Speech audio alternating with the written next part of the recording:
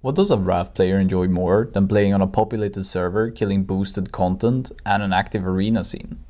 To talk shit about how their dad could beat up your dad. Over the past 10 years, we've seen many private Raft servers rise and fall into obscurity. And for each and every one of them, some guild naturally acclaimed to the status of the best guild of each server.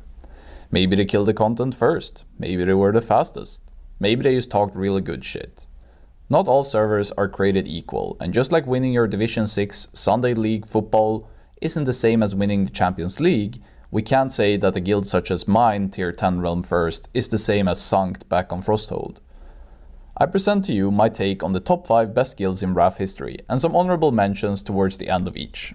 Let's start with the most basic metric: who is the best? Since I am the embodiment of passion and autism in this community, I decided to make a ranking system based on ELO.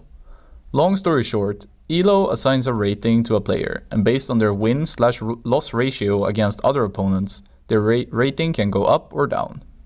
I decided to make PvE encounters the enemy, and let all guilds start at 1200 rating, which is chess based. I used the K factor of 40, because at the end we're all low ELO trash. The PvE encounters counted were the only ones that provided a Realm First title, making famous fights such as Firefighter not a part of this rating system. After confirming that I am indeed on the spectrum and achieving normal distributed data that could be converted into ELO, I had my matches laid out for me. Now it was time to put my guild action figures into the brawl and see what their rating would end up being. I also added a small Realm First bonus to being the first guild that could kill the content on each server, and depending on the server population, the bonus would vary from 25 to 75. Before I disclose the final standings, I'd like to say that this system heavily favors playing on many servers rather than being very good. You could be the faker of RAF guilds, but if you only played on one server, even my guilds would end up higher than you. While this system isn't a true testament to skill, I do believe that RAF to be pretty easy, and experience and hunger will beat skill in the long run, so it is somewhat indicative.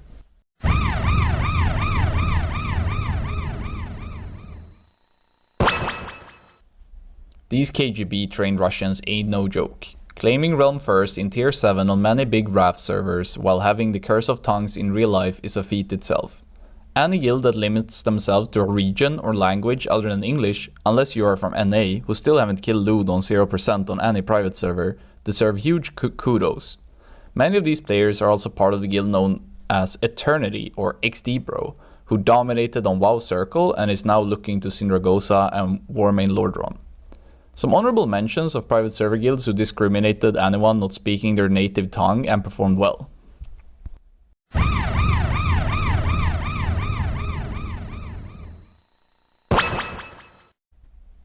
What is Balkan? Is it a geographical defined area?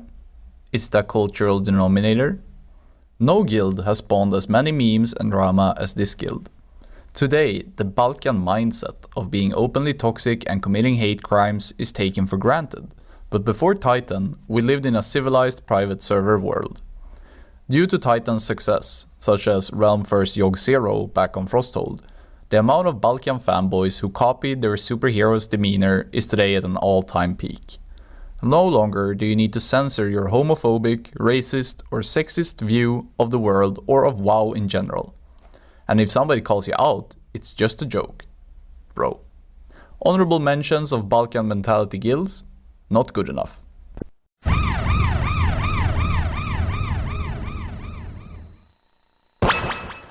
As time in the market consistently beats timing the market, my guild's combined rating is the result of many guilds across many servers. While other players may have as much experience as me, not many have led as many guilds as I have. The biggest feats of my guilds are consistently being a top 3 to 5 guild and a sigma male mindset of never giving up. The problem with these persona-built guilds are their lack of stability and very high volatility, best described as a Kickstarter guild who have a lot of energy at the start and hype, but will also crash and burn. Honorable mentions of person cult built guilds that rise and fall with their leader.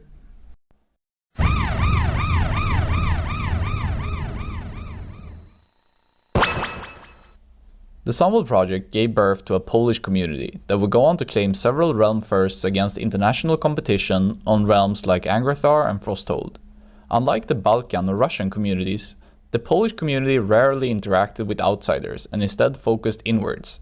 With the power of Kurwa, synthesis managed to always stay relevant in the discussions for realm firsts.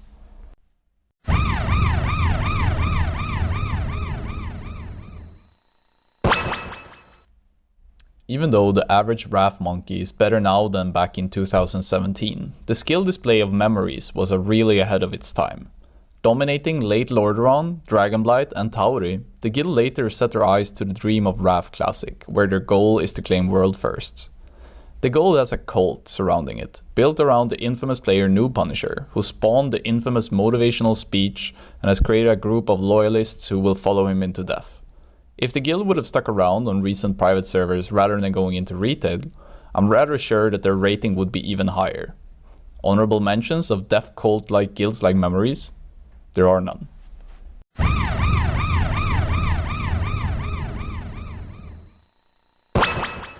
No other guild has claimed as many realm firsts as these guys, embodying whatever it takes to win.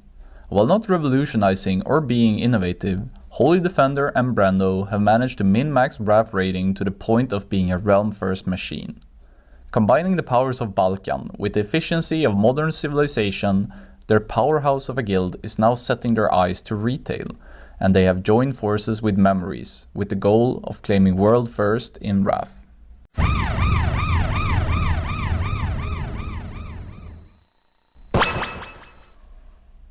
Starting their RAF journey in early Angrathar, this guild has managed to maintain a leadership and a core for years. Due to the absorption of guilds such as Rebirth, Gigatox, the final roster reached its final form in early Tier 9 back on Frosthold. While not claiming as many realm firsts as Memories and Offline on this list, Sankt managed to stay as a top 3 guild since their inception and have since then claimed several realm firsts on the most difficult encounters in killable RAF history, one of them being Samwell's Light of Dawn. The guild is today playing Classic TBC, with many of their private server players still in the roster, and rumor has it that they are setting their eyes to Syndragosa. Now, for any warming guilds out there that don't play on progressive servers, I'll say this in the most polite way that I possibly can. You're playing on unbuffed content and you are outgearing it. If you are good, you should come to progressive servers and battle it out with the rest. I'd like to think that there are decent players in the top guilds of these servers, but frankly, you are just the biggest fish in a very small pond. If you want to prove yourself as a player or a guild, you should look to compete on a progressive server. And with that, we conclude the top 5 of the best RAF guilds of all time. Now, if we would pit all of these guilds' best rosters against each other on the same server, who would win? I don't think my rating system would be a great indicator, as in the end, ambition and hunger plays a huge role in who claims realm first. Thank you all for tuning in, and hopefully you enjoyed this video.